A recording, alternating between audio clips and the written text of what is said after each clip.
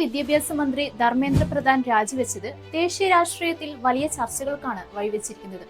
ഒരു മാസത്തിലേറെ കാലം രാജ്യത്തിന്റെ വിവിധ ഭാഗങ്ങളിൽ നിന്ന് വിദ്യാർത്ഥികളും യുവജനങ്ങളും CJP പ്രവർത്തകരും ചേർന്ന് ശക്തമായ പ്രതിഷേധം സംഘടിപ്പിച്ചിരുന്നു. മത്സര പരീക്ഷകളിലെ ക്രമക്കേടുകളും ഉത്തരവാദിത്വം ഏറ്റെടുക്കണമെന്ന ആവശ്യവും ഉയർത്തിയായിരുന്നു സമരം. ആദ്യഘട്ടത്തിൽ മന്ത്രിയുടെ രാജി എന്ന ആവശ്യം കേന്ദ്ര സർക്കാർ അംഗീകരിച്ചില്ല. പ്രതിഷേധം രാഷ്ട്രീയ പ്രേരിതമാണെന്ന നിലപാടും ഭരണകൂടം സ്വീകരിച്ചു. എന്നാൽ സമരം ശക്തമാവുകയും രാജ്യവ്യാപകമായി വ്യാപിക്കുകയും ചെയ്തതോടെ സാഹചര്യം മാറി. രാഷ്ട്രീയ നിരീക്ഷകരുടെ ഒരു വിഭാഗത്തിന്റെ വിലയിരുത്തൽ പ്രകാരം പ്രതിഷേധം കൂടുതൽ ശക്തമായിരുന്നെങ്കിൽ അത് കേന്ദ്ര സർക്കാരിന് വലിയ രാഷ്ട്രീയ പ്രതിസന്ധിയായി മാറാൻ സാധ്യതയുണ്ടായിരുന്നു. അതുകൊണ്ട് തന്നെയാകാം ഒടുവിൽ ധർമ്മേന്ദ്ര പ്രധാനോട് രാജിവെക്കാൻ കേന്ദ്ര നേതൃത്വം നിർദ്ദേശിച്ചെന്ന തരത്തിലുള്ള വിലയിരുത്തലും ഉയരുന്നുണ്ട്.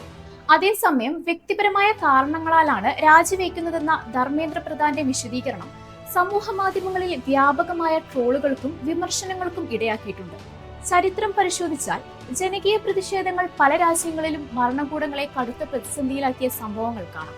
ശ്രീലങ്കയിൽ സാമ്പത്തിക പ്രതിസന്ധിയെ തുടർന്നുണ്ടായ ജനകീയ പ്രക്ഷോഭം പ്രസിഡന്റ് ഗോതബയ രാജപക്സെയെ രാജിവെക്കാൻ നിർബന്ധിതനാക്കി.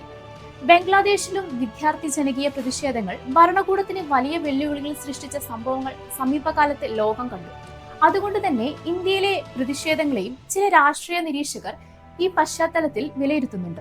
അതേസമയം ധർമ്മേന്ദ്ര പ്രധാൻ രാജിവെച്ചതുകൊണ്ട് മാത്രം പ്രതിഷേധം അവസാനിപ്പിക്കുമോ എന്ന ചോദ്യവും ഉയരുന്നുണ്ട്. പരീക്ഷാ സംവിധാനത്തിലെ സമഗ്ര പരിഷ്കാരങ്ങൾ, ക്രമക്കേടുകൾക്ക് ഉത്തരവാദികളായവർക്കെതിരെ ശക്തമായ നടപടി, വിദ്യാർത്ഥികളുടെ വിശ്വാസം വീണ്ടെടുക്കൽ എന്നിവയാണ് സമരക്കാർ മുന്നോട്ട് വയ്ക്കുന്ന പ്രധാന ആവശ്യങ്ങൾ.